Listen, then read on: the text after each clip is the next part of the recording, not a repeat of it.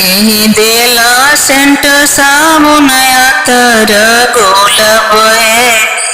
केही देला सेंट साबुन अतर गुलाब है।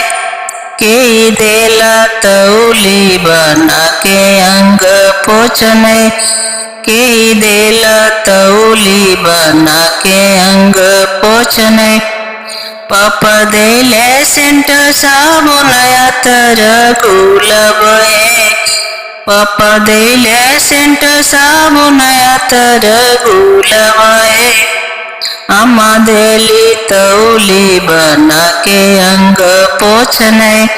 अम्मा देली तौली बना के अंग पोछने। चाचा देले सेंट साबुन अतर गुलाब है।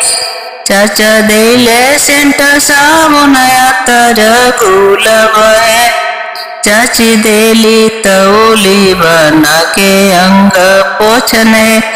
चाची देली तौली बना के अंग पोछने। केही देला सेंट साबुन अतर गुलाब है। केही देला सेंट साबुन अतर गुलाब है। केही देला तौली बना के अंग पोछने।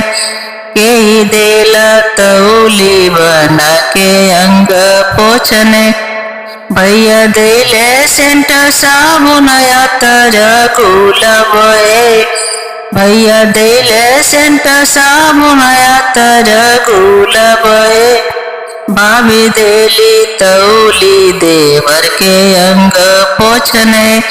भाभी देली तौली देवर के अंग पोछने। दीदी दे जीजा देले सेंट साबुन अतर गुलाब है। जीजा देले सेंट साबुन अतर गुलाब है। दीदी देली तौली भैया के अंग पोछने। दीदी देली तौली भैया के अंग पोछने। दीदी देली तौली भैया के अंग पोछने। दीदी देली तौली भैया के अंग पोछने।